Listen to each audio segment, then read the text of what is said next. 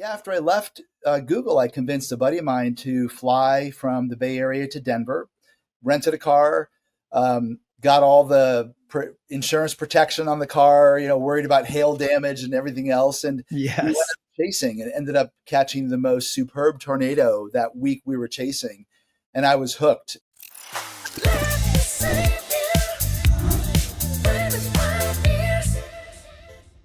Welcome to the Let Me Save You 25 Years podcast. I am your host, Shawn D. Nelson.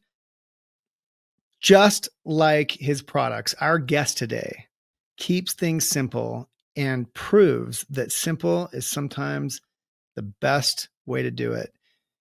We have such a great Shawnism. It's one that is foundational for me. Get it right at the top, and the rest will take care of itself. If I'm being really honest with myself, I had it wrong at the top from the beginning. And it's not because people are bad. It's one, I was bad. I was a dumb kid, kind of doing everything wrong. And two, I surrounded myself with all my best friends who were just willing to help out, which was great, by the way. I owe them my life. They got Lovesac off the ground. But as a management team for the kind of company I was trying to build, what are the odds that my, group of friends, including me, could possibly be the right team to build what we were, imagining we could become? And so over the course of many really tough years, exciting years, founding years, fun years, one by one, each one of those had to roll off and led us to even the most painful outcome of a complete Chapter 11 start over reorganization, because I didn't have it right at the top.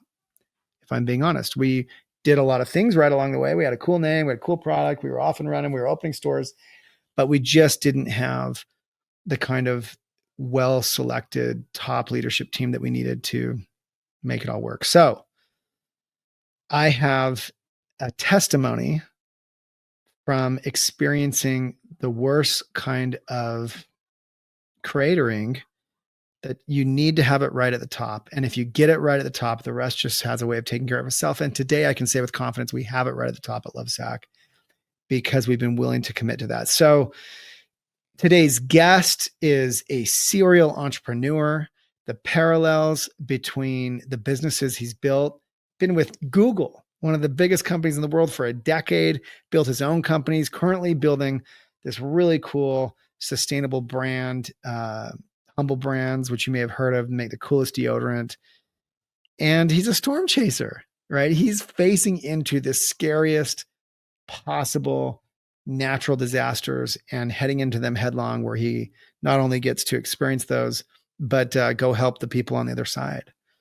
This is a person who knows that having a right team can not only improve a product in an organization, but really relieve stress amongst the team and culture as they face those inevitable storms, metaphorical and literal. The importance of adopting and embracing work-life balance. We're going to talk about that, CEO to CEO.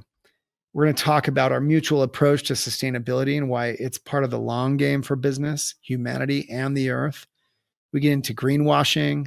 We get into, perhaps the reverse of this Shawnism, that innovation typically rolls back up to the top, and a good leader at the top and a good team at the top will figure out how to make it happen because they have a design framework. They know their values and purpose and mission.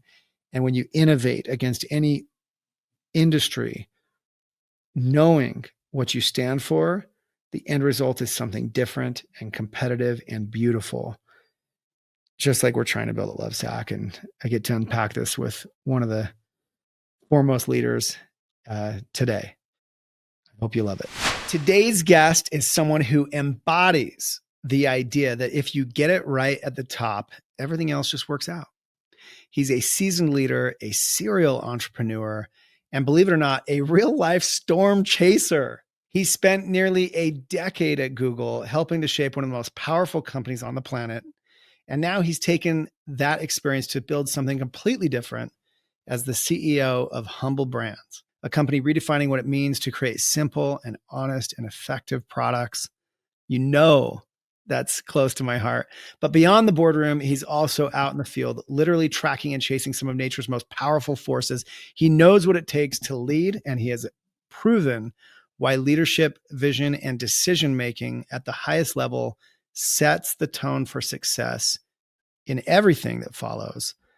Please welcome to the show, Mr. Jeff Shardell. Shawn, thank you for having me. I really appreciate it. Excited to be with you today. No, it's good, man. I mean, what a life you've lived. And now I feel like you won at life. I just discovered you live or you spend time in Honolulu Bay, Kauai, which is like crap, man. It might be like my end game. Yeah. It's all great. It's 99% great here until you hit one of those rainy patches where you have about a month of intense rain. And that could get a little bit crazy. I've been here though, and the storm chaser me was kind of excited with this. Just as a side note, we had a storm back in 2018, 7 years ago, April, where we had 50 inches of rain in 24 hours here. Jeez. It was the single largest rainfall, 24-hour rainfall event in the U.S. And it was nuts being here for that. So it could, sometimes get a little bit wet here, but it's all right. What month is the wettest month? It's in the wintertime. It kind of varies. Let's say it's Q1 is the wettest period. So we'll say sometime usually January to March. All right. Yeah. All right. So when you first heard our topic, get it right at the top, the rest takes care of itself. Without thinking too hard, what came to mind? What really came to mind is the importance of setting the tone within the company, but hiring the right people within the company. I feel like a lot of, and knowing sometimes when to step back as well, right? So there are a lot of CEOs out there who have started a company, founder CEOs who have started a company, and they feel like they can take it from the beginning to the absolute end. Mm-hmm. And a lot of times, we kind of hit our limit or realize that we've got to get, kind of the right people in there to really help us achieve that goal. There's no way that we can do it by ourselves. So you've got to have the right people in your team to help achieve your goals and being open to that. And then knowing when, to step aside in certain areas of the company and really give those reins to other people in the company. No, that's really great insight. I think, I hope I've lived up to both of those scenarios. I've obviously seen Little Lovesac through for 26 years, if you can believe that, but somewhere along the way, I thankfully have built a team around me that, to say they're better than me is like a glaring understatement. It's crazy. I mean, I often say like I am the weakest link, and thankfully I've got a team that I think can really handle taking Lovesac into the billions and, far beyond wherever I could have done on my own as a leader. And that's really what I'm talking about as well, right? Get it right at the top, whatever that looks like. And it may be you, it may be the team around you. And, we can take it on a personal level, like getting our own house in order, getting our, living up to our true values and, driving purposes as opposed to being confused and distracted by all the distractions of life. Like you get it right at the top and everything just kind of works out. So I want to dive into all those realms with you. Yeah. You've been a leader, it seems like your whole professional life. Which one of these cool experiences of yours do you feel like you've had it the most right at the top, whatever that means to that end, or that you've observed it the most right at the top? Yeah, I would say definitely I had the opportunity to, as we mentioned, be part of Google from very early on. And even prior to that, I was early on at Netscape, remember the original browser company. And so at that point, being able to have meetings on a weekly basis with our founder, Mark Andreessen, and James Clark, Jim Barksdale, those guys, and kind of watching how they thought, watching how they operated, and then carrying that over to Google. And the same thing with Larry, Eric, and Sergey, the kind of the triumvirate who were sort of leading Google at that time, watching how they would make decisions, really, I felt kind of impacted me in a lot of ways, kind of carrying it through to Humble, and just other kind of opportunities I have in life. For example, I remember it seemed like Larry Page always felt that nothing was too big, nothing was insurmountable. And I remember at one meeting with them where we were talking about Google Books at the time, and it was just getting started. And he brought up this comment of, well, why don't we just go and digitize every single book that's ever been published, right? And everyone just kind of stopped, like, what? There's no way we could do that. He's like, well, figure out a way to make it happen, right? I mean, Oh talk my about gosh. a big, bold kind of proclamation that people just set out to try to figure out how to make that happen. It's amazing. I mean, by the way, I think about that. I didn't get the opportunity you did to see it from the inside out, but every time one of those Google cars drives by and take pictures of my street again, Mm-hmm. talk about ambition, man. Mm-hmm. You think about just the technology behind it and the time it takes to, you're right, digitize every single street, not just in the US, but around the world. It's pretty phenomenal. It really is. So it's almost like you got to see the internet born. I mean, you're at Netscape. There's probably a bunch of listeners that don't even necessarily know what Netscape is. That a lot of people don't nowadays. You're right. Unfortunately, we've the name of the company kind of has hit the dust heap of technology. But yeah, we were the first original browser company, and it was amazing being along for that ride. That's unbelievable. So you feel that you got to observe that in some of the world's biggest companies, literally most influential companies, and now, how does that influence you as you're building Humble? Because you're the you're the entrepreneur, you're the founder. Yeah, and we don't have those big scary kind of audacious goals, right? Like we did at Google in certain areas, Sure. but every day things come up though still, and that require creativity, that require ways to kind of navigate around it, and oftentimes it's small stuff. But for example, right now we're going through the issue with potential tariffs with the U.S. and other countries, and how do we deal with that? And do we just absorb it? Do we pass it on to the consumer? But then we're going to have an issue potentially where we're not going to be as competitive in those countries selling our products because our price points will be higher. Do we split the cost? Just kind of Mhm. creatively trying to think about how to solve these problems. I feel like that's really kind of what I've carried through with me from my days in tech over to my time at Google. And for listeners who aren't familiar with Humble, I love what you're doing there. Explain what you're doing, and tell us a little bit more about how you feel. Getting it right at the top over there matters to what your mission is.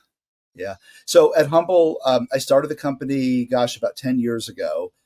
After I left Google, I was looking at ways to just lead a healthier, cleaner life. I've always eaten well and exercised and been an active person, but I wanted to I started diving into and learning about how what we put on our body is as important as what goes into our body.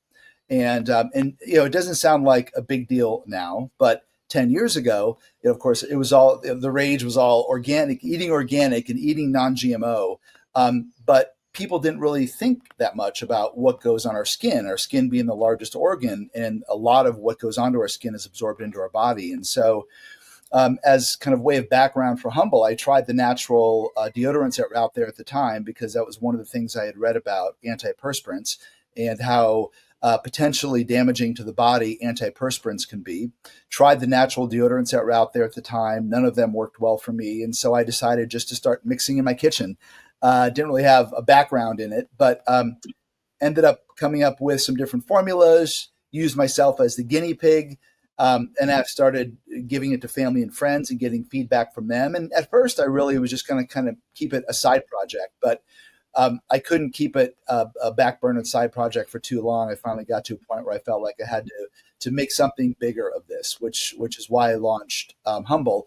And really, the ethos behind the company is the simplest set of ingredients possible. And we're doing more than deodorant now. We're into soap and lip balm. We have a whole host of other products coming out with later. But keeping the ingredient set as simple as possible. No fillers, no preservatives, no coloring agents, things like that, which so many other products have that you don't really need. And I wanted to make sure that the consumer understood the ingredients. For example, with our original formula, it's cornstarch, baking soda, beeswax, fractionated coconut oil. Everyone understands what those things are, and we cook most of those things as well. So it's certainly very safe for you. And it was really kind of carrying that through to all the products that we have nowadays. And I knew that there was a way to create better for you products that were created as simply as possible. I love it. I mean, this is a perfect example of so many things we talk about on this podcast all the time. One, the original Shawnism, just do something. You started Humble just like I started Lovesac. I just made, a giant beanbag in my parents' living room because I thought it'd be a funny thing to do. But by showing it to friends and family, you're doing market research and you find out people like it. People like what you're doing. And like, as dumb as that sounds, this corporations pay big money Yeah. for the same sorts of feedback to develop their multi-billion-dollar products. And it's really not much more complicated than that to some degree. So I love that. But then, Yep. well, go ahead. And what were I you love doing? the fact that you actually early on did market research, because with Humble I didn't, right? I mean that, and again, there are a lot of products out there now, more competitors now than there were when I started the company. But back then, for me, I just tried the products that were on the shelf, and they didn't work for me. So I felt it had to be a better way. But you actually put some time early on into market research. No. Me taking it around camping was my market research. My point is, Okay, all just right. watching people's reaction. And by the way, our own reaction, I'm a big proponent on product development of like, do I like it? Like if I want it and you want it, there's probably others who want it too. Yeah. And it's about that simple. And look, we spend now millions of dollars on proper research and all kinds of, focus groups, all this stuff. But at the core of it is that basic design ethos. But to get back to our theme, get it right at the top and the rest takes care of itself. You quickly just articulated, your design ethos. At Lovesac, we call it design for life. We know what that means. We design product that way. You just said you break it down to the most simple ingredient list possible. Mm-hmm. And what's cool, here's what I love about this. When an organization or an individual comes at a problem with a design, what I like to call a design framework. So like your design framework, simple ingredients, everyone can understand. What's amazing is the outcome of that. So now you're going to try and concoct, in this case, deodorant with that design framework. The outcome will be different. The outcome will be different than the other stuff on the market. Therefore, you have a path to compete. Yeah. And the same has been true for Lovesac. We eventually figured out from the giant bean bags and then couches that could last forever, this design framework designed for life. And now everything we approach is designed for life, built to last a lifetime, designed to evolve. That's the harder part. Designing something that can evolve as your life changes. But because of that, when we solve problems now, we're going to be competitive. And that's my challenge to anyone listening is like, that's what I'm talking about. When you get it right at the top, it's not just about hiring. That's that's a big piece of it. It's also about getting your, let's call it design framework, core values, purpose. You get that stuff right. And all of a sudden you have a very competitive company. You're distributed all over the United States. You have all this potential to parlay this brand into many other product categories, as you know, because you've gotten it right at the top. Yeah. No, it's a really good point. I'm glad you're bringing that up. And we look at our competitors, for example. There are obviously deep pocket consumer packaged goods companies out there in the person who can way outgun us from a finance perspective. So, what kind of things can we do that they can't do as easily? And one of those, and I think it's a really good point, is that you brought up, is we can come out with some new products very quickly. We can test them in the market, see what kind of feedback we get, and then decide if we want to lean into that as with a broader launch. We could play around with it and perhaps launch things on our website at first. And, whereas it may take us 6 months, 9 months to a year to come out with a new product, the bigger guys, because of all the focus groups and the fact that everyone has to check the box and say they agree with that product, it could take years to come out with new products. And so it's one of the advantages that we have that we're trying to lean into that other larger CPG companies, just by nature of how they're structured, can't do it as easily. Well, not only that, but you just gave another example for those listening of why I harp on this little Shawnism, get it right at the top, the rest takes care of itself. Because by you recognizing what are our strengths, what are their weaknesses, that's what I'm talking about. That's a top fundamental observation truth about your situation. You instead of getting mired in what are we going to do next? Or how do we compete with Procter & Gamble or whatever it may be?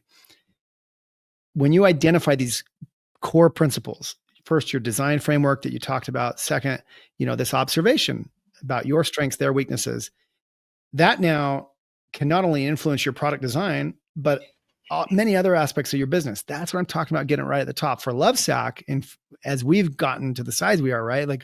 We're approaching now $1 billion in sales. We have this very strong marketing consumer research arm, which is very unique in our world. In the world of home design, it's mostly merchant led. So we're operating very oddly to the category, but we're winning because of, again, our fundamental strengths versus maybe their weaknesses. But I'm in danger of becoming the kind of company you just described. And we recognize this. Yeah. And to that point, I'm constantly as a founder kind of guy, trying to get us to do some things without research, trying to look, we can just put it in a store or two. Because we don't want to slip into mega company mode accidentally, even as we become a mega company. So what kind of things are you doing other than recognizing it? Are you building that into kind of your team so they continue to think like a small company, even though you're now no longer a small company? That's exactly right. Number one is I try to personally play a role in that by kind of shoving us out of the nest sometimes to just do some things. And that's the nice thing, honestly, if I'm being honest, about being a founder-led organization is a founder has an excuse to kind of do things like that. Now, the trick is to modulate oneself, because founders can also just destroy companies with their own wanton behavior. And so I am very, very conscious and selective before going into founder mode. In fact, it happens very rarely, but it doesn't not happen, right? I find the important things that I feel very passionate about to kind of throw us at, and again, very rarely. Otherwise, I let the company go corporate mode because my ambition is corporate. My ambition is into the billions. And by the way, you can't scale into the billions without process, without, the right kind of talent. And that's not me. I am not the CEO to bring that to the organization. Thankfully, I have partners who do.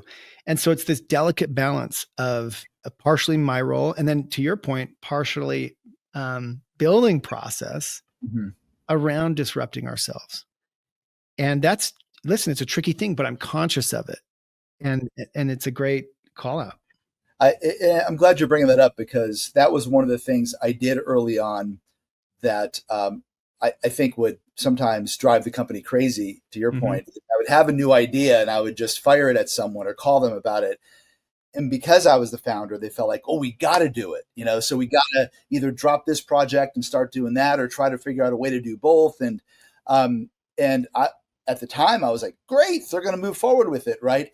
Not always thinking about the domino effect with other things they're working on, how it could delay things. And so as part of having a more seasoned management team in place, and they're really a team that's comfortable pushing back, right? They could say, okay, if you want, let's look at this project, but which of these other 5 projects that I've got do you want to put in the back burner? Which of these are going to suffer, right? And so instead of just always saying, sure, we'll do it, yes, we'll do it, really trying to show me kind of the consequences, the path to different consequences. If we were to go down a new kind of look, there's a squirrel over there project versus what we already have halfway baked over here. Oh, listen, you nailed it. A huge part of getting it right at the top is getting yourself right. Like if you are a leader, maybe even the leader in a company, you have to be very careful and conscious about how you're managing yourself, because often entrepreneurial instincts are fantastic and extremely useful and valuable to an organization. But if left unchecked, will typically throw an organization into chaos. And so then you can either have others around you checking you, which is useful, but I think, listen, fundamentally, one of the most fundamental principles in all of success, I believe, is self-awareness. And if you're able to maintain some self-awareness, push yourself in that aspect, whether it be 360 feedback, whether it be, just being extremely discriminative to your own thoughts and interactions, then you're able, it's another aspect of getting it right at the top. It's about getting you right because you're at the top, and it can be very dangerous to let yourself run unchecked. You can, it's legal, like you're in the CEO seat or some kind of leadership role, but it's very dangerous. Yeah. Yeah. Yeah. And then, you're going to have fallout of that, right? Which would be people just finally just saying enough's enough and leaving the company. And then you've got this cycle of having to always hire new people. And at some point, I think sometimes leaders, founders never realize what they're doing, that, how they are driving their employees crazy. But last thing you want to do is spend all the time trying to kind of untangle the messes that we've started within the company. Let's try to not create that tangle to begin with. That's right. And then it's tricky because you as a leader, you also taken to the extreme, you run the danger of mitigating yourself into inaction. Mm-hmm. And so there's just this fine line between keeping the organization delicately on tilt. So you're innovating, you're disrupting yourself, you're not afraid of your shadow, you're not afraid to test things. At the same time, allowing the process, allowing the management layer to take over and do their job and do well without total distraction. And look, the only reason I have any say in any of this is because I made every mistake. I screwed it all up. I was that guy. I was the impetuous founder for years and years and years, really, if I'm being honest. And I had to go through the worst kind of resets in order to escape that. For you, you've had this storied career inside of some of the biggest companies in the world. You've gotten, either overt or even just accidental mentorship from some of the best leaders in the world. And now you get the chance to deploy that against a really great vision in Humble, something that matters. I think what I hear from you, and forgive me if you can fill in the gaps where I'm not doing it right, but you have all of this wealth of knowledge and capacity, and you've found a way to deploy it against something that kind of matters, as opposed to just doing something to make more money, which is fine, right? Like there's lots of money to be made, but you've chosen to spend the balance of your life, or at least this piece of your life, trying to do something that at least kind of matters. Maybe it matters a lot. Yeah. And I think that's meaningful. Yeah. Yeah. No, it really is. And don't get me wrong. I loved my time in tech. It was amazing. The people I worked with were amazing. I just got to a point where I realized I wanted to do something else and branch out on my own. And I suppose I could have branched out on my own and perhaps started a tech company. Nothing wrong with that as well.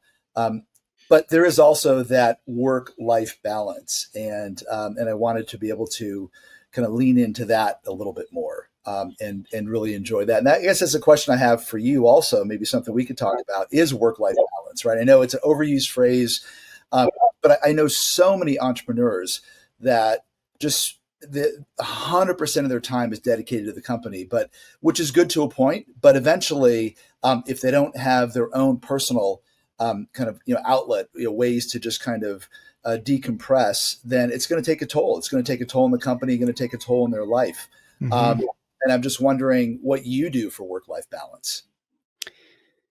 Great question. So I would answer it by saying, to speak to work-life balance, it's about phases and stages.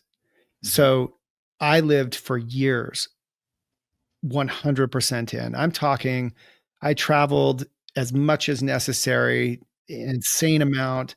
I've lived in Mexico, China, California, Connecticut, wherever I had to live. I dragged my family along with it. 4 children born in a state with no family, friends, no support group at a time when I really couldn't even pay myself a ton. And it was tough. And my point is, and now I'm at a very different stage. I have a team around me that I can afford finally, that is the highest level you can imagine. I mean, these are executives from the biggest companies on planet Earth that have chosen to spend their life at Lovesac because we Amazing. got it right at the top. We have a compelling purpose. We have a compelling mission, and it allows me to have more of that balance. But I can never, as a leader, ask my people to do anything I wouldn't do myself. So as we experience different stages at Lovesac, like we're about to go through an insane growth phase, I believe, with new products launching, throwing us into all new categories, taking a fair amount of risk as a public company. And I am constantly prepared to go 100%. Now, if I do a good job managing it, I should be able to still have a life and, know my kids and do all these things, but I'm prepared. And if Yeah. I'm not prepared to do that, so we call it being willing to sweep floors. And if I'm not prepared, if I'm not at least willing to sweep floors, then I don't belong in a seat Yeah. because our ambitions are yay high. Now, if I were to pull those ambitions down a little and say, look, we're just going to compete in this category and provide a good living for X amount of people and whatever, that's totally fine too. That's someone getting it right at the top. They know what they're doing. They know why they're doing it. But at Lovesac, our number one core value is top ambition, which is a weird thing to say for a company that makes giant beanbags you're meant to chill out on. I know that. But like, we're trying to build the most loved brand in America. There's no way that's going to happen without top ambition. And so it's tricky, to be really honest with you. You asked a question about work-life balance. It's very tricky. We are a public company. We are held to task by 1,000 investors. And I'm a public company CEO. A lot is on this, on the line. But that's the knife I choose to walk, the knife's edge I choose to walk. And so far, we're walking it successfully. And thankfully, I'm living up to one of my other Shawnisms that I preach, which is play along the way. Had I not taken, even if I had to be in LA to launch new stores, I would wake up at 6 a.m. and try and surf. Yeah. Because if I didn't play along the way, I would have just grown old. Yeah. And so it wasn't always easy, but I pushed myself to play. And that was, to me, part of getting it right at the top. Because if I'm in a good headspace, I'm going to be more productive. So look, I don't know how to give people advice on this. It was tricky. It's always been tricky. It continues to be tricky, but it does come in phases and stages. Yeah. When I was in tech, there were some people I used to have a friendly Google poker game at my house back in the day, and we would always kind of sit around and talk about what was going on with Humble or Google, and just kind of working and work life balance. And a number of the guys I was with there said that, and they were proud of the fact that they had never in their whole career taken 1 week of vacation. Yeah. Right. And in their mind, it was, this badge of honor. And in my mind, it was the complete opposite, because how can you continue to be a creative person and a healthy person for yourself, your company, and your family if you don't give time back to yourself? So, and it could sometimes, to your point, even it could be something as simple as going on a surf session from 6 to 8 in the morning before you go to a store opening, right? But that little bit of time can help you re-energize. Well, and I think, look, because I have a team around me that are heavy operators, I didn't always have that. I had to be a heavy operator, or at least pretend to be one, Yeah. in whatever capacity I could afford at the time. But because I have a team of really heavy operators around me now the onus on me is to be that creative and to be that plugged into everything happening in culture, everything happening, even in the public markets. And that being my job, I have different roles and responsibilities in this role. You know, if I chose to be the heavy operator myself, I would do that. But in this role, you know, like to be honest with you, yesterday I played half a day of golf with a member of my board of directors, which for everything I'm trying to do, as bougie as that sounds, is actually a very productive thing for me in this role. And I would have never even thought, by the way, I don't even like golf. I do love being on a golf course. I mean, talk about beauty. Yeah. But like, I don't like golf. But the point is like ages and stages, right? And this is the stage I'm at. And look, I count it all a blessing. Like the times where I lived on the road was a blessing in its own way. The opportunity to golf with a, you know, member of the board, that of course that's cool in its own way. And that's coming from a guy who doesn't even like golf. Yeah.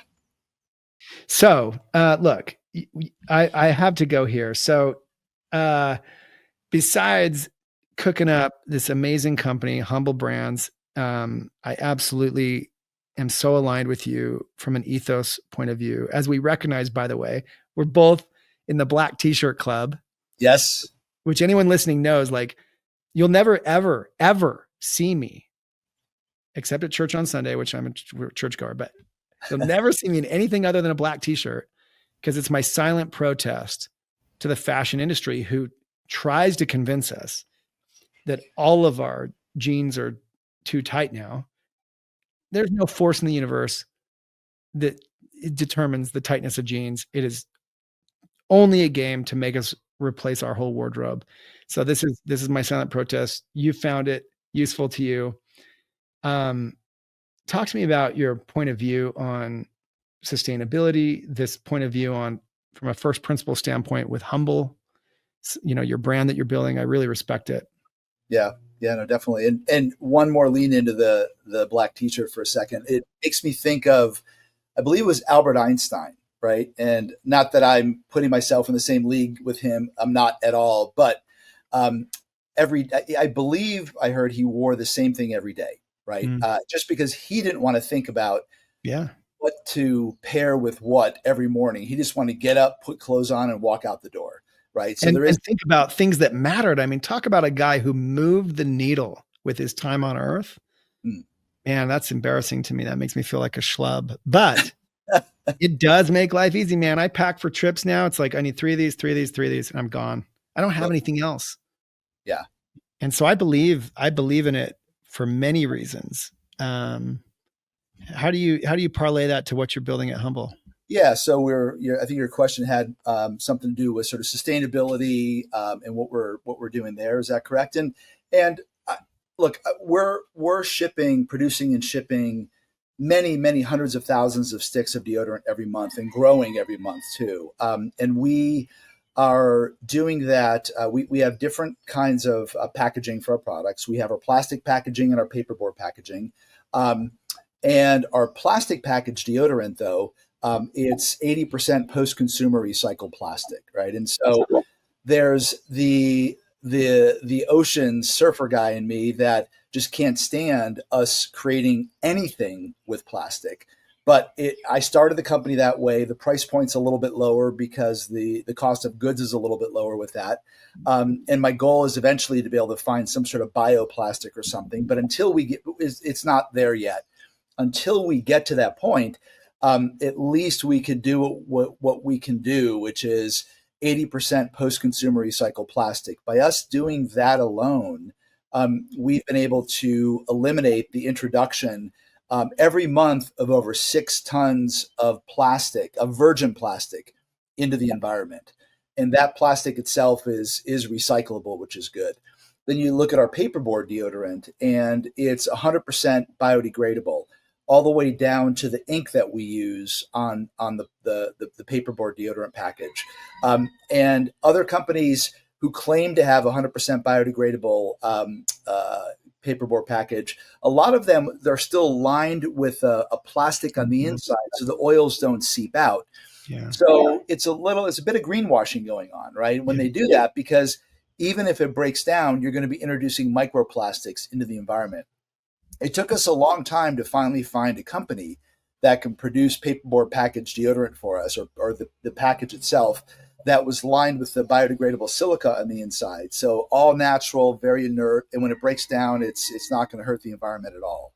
So whenever and moving forward, whenever we come out with a product, um, the first thing, or one of the first things we look at, is what is the packaging going to be like. If it's going to be something that's going to be in yet just another plastic bottle or container, we won't even go down that path. We'll either try to figure out a way to create a better product or a different product that doesn't have that packaging, that plastic packaging, or we'll go in a different direction and not even put that product together to begin with. Just again, I don't want to be that corporate leader responsible for just dumping plastic into the environment. So I'm going to use your response to this prompt as a meta example of today's topic, right? Get it right at the top. The rest takes care of itself. I didn't know anything about what you just described to me before I asked you that question, but I sensed that would probably be something like the answer, that you would have this insanely sustainable point of view on the topic, because I knew kind of what Humble Brands represents just from first principles. Like you said, minimal ingredients, right? I just get this. I can, it like bleeds out of the brand, looking at your logo, looking at your, website, all this stuff, right? And that's what I'm trying to explain as a brand builder, right? Forget as a company builder, as a brand builder, when you get it right at the top and you know what you stand for, like Lovesac, we recycle more plastic bottles than like every one of these t-shirt and shoe companies you've heard of. You might not even get that unless you really dig into our website. Why? Because that's not even the realm of sustainability that's most interesting to us. To us, what's interesting is sustain-ability. Like this Sactional seat I'm sitting on, this one that I'm sitting on right now, it's 17 years old, Jeff. That's amazing. It's been in my family longer than my oldest daughter. Love it. She doesn't even know it was born before her. It can be mated with brand new Sactionals, new arms, new sides. This is wearing its 10th set of covers, and they can be machine washed. And I've gifted my old sets of covers to my friends who have Sactionals. What's my point? That's the kind of brand I'm trying to build. And I don't need to greenwash with it, because if you get around us and spend any time in our showrooms, you're just going to kind of sense it. Yeah. When you get it right at the top from a first principles, purpose, mission, vision, values standpoint, the rest just takes care of itself, and customers can smell it. Yep. And they know if you're greenwashing, they know if you're doing something just to kind of put a false marketing message out there. People are too smart, too aware to pull the wool over their eyes. Not that I or you would ever want to do that, but and no company should assume they could or should do that. You're right. So I got to shift gears real quick, because I have to ask, like, your movie just came out. No, just kidding. It's not your movie, but Twisters, right? And now we're all talking about storm chasers. You're like I'm curious, actually, was one of those characters based on you? You're like a storm chaser. I like to say yes, but it wasn't. No. But the movie got it surprisingly well. I mean, there definitely were some embellishments in the movie, but nothing. Storm chasing is amazing, though. Wait, so you're literally going out, drilling your truck into the ground and sitting through tornado? Or tell me about it. Like, what are you doing? Yeah. So, I mean, the quick background on the story, after I left Google, I'd always wanted to see a tornado. And I grew up in Florida, and I was that kid when these big thunderstorms would roll across the state every afternoon in the summertime. Everyone's running in their house, and I would run outside and just watch these storms come at us. And I'd always wanted to see a tornado, had never seen one. I studied meteorology in undergrad at the first couple of years because I wanted to be a weatherman. Then my dad said, "Hey, you're probably not going to make any money in the weather. You should go over to business instead." So it was probably a good call and suggestion on his part. But after I left Google, I convinced a buddy of mine to fly from the Bay Area to Denver, rented a car, got all the insurance protection on the car, worried about hail damage and everything else. And we went chasing and ended up catching the most superb tornado that week we were chasing. And I was hooked, and I've been going every spring ever since. But I don't like that. I don't like the damage caused by tornadoes, of course. We want to see them just in these big open fields. But we realized as storm chasers when we're out there, many times when a town would get hit or a farm would get hit, that we were the first responders. We were the first on the scene. So we started bringing equipment, rescue equipment with us, and went through some training. And the moment anyone would be impacted negatively anyway by a tornado, we would just get out of chase mode into either kind of search and rescue or just help mode in some way, and then go and help people. So it was again, not that we want to see anyone be negatively impacted by a storm, but it made us feel good that we can at least get in there and help people when things happen. Wow. That's cool, man. And if you haven't seen Twisters, you could see Jeff in action, or at least a better looking Hollywood version of Jeff or something. No, just kidding. So to that end, yeah, you and I are both watching some kind of storm brewing. The stock market is up and down right now. You've got the federal government doing unprecedented stuff. You've got the world, in an unprecedented place. As a leader that's, sat in front of the most dangerous storms, the road only goes into it. And we have to sometimes, play that undaunted leader role. Like, how do you reflect on your experience storm chasing, or even being a leader of a company? Have you ever felt that way, as you've faced, I don't know, trials in leadership? Well, I mean, at least with the trials and challenges we face in business, you don't have the risk of death typically, right? Which is yeah, that's good. So I like that aspect of it.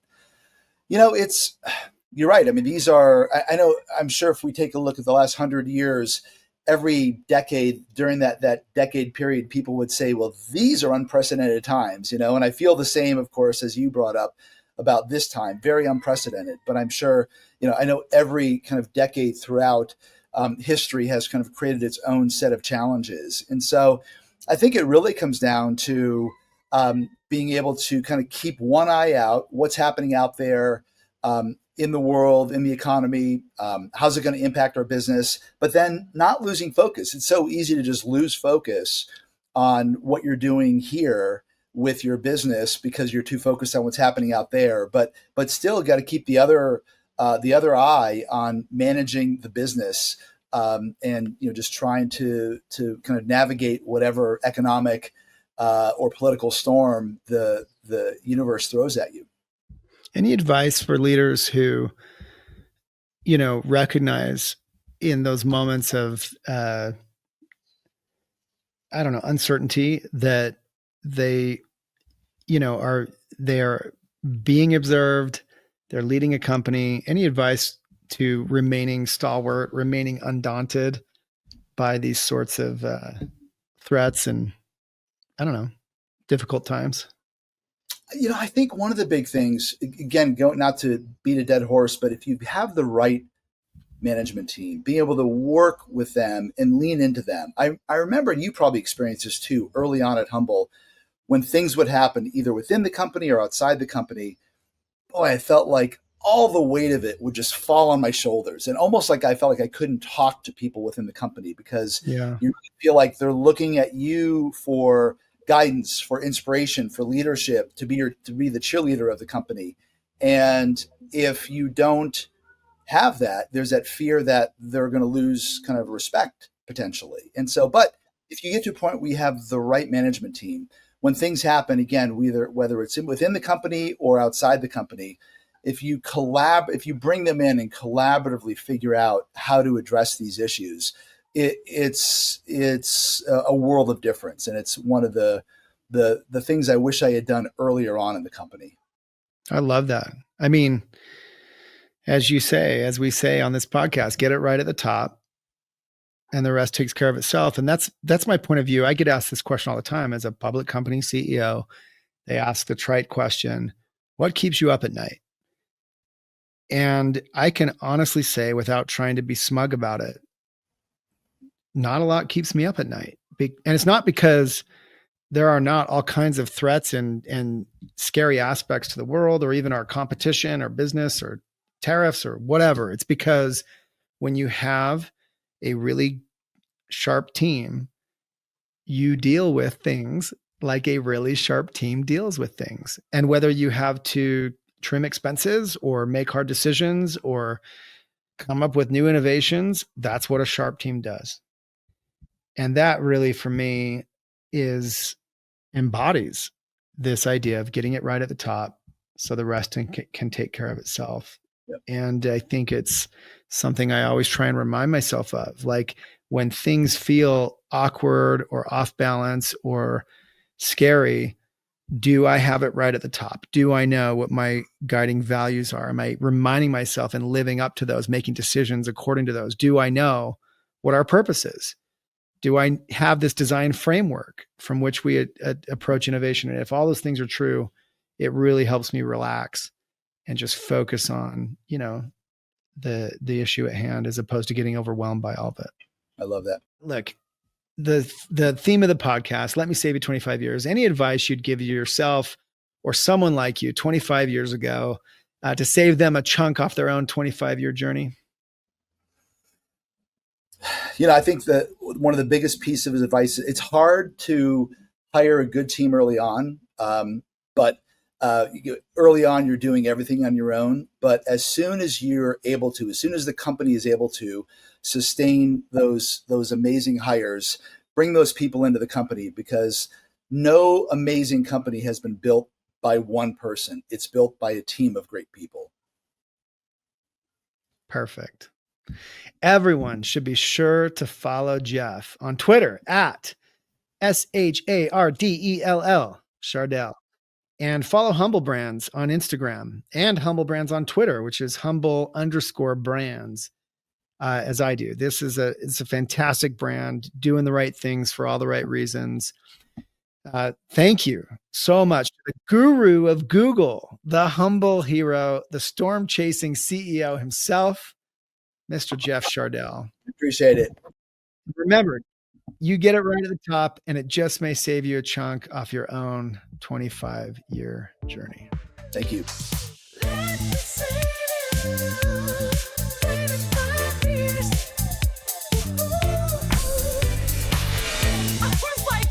My trip that I do once a year to take my friends away should not be the budget for your bike across America. TikTok has become an aggregator for some of the dumbest human actions. When I won that million, I was $2 million in debt, barely hanging on.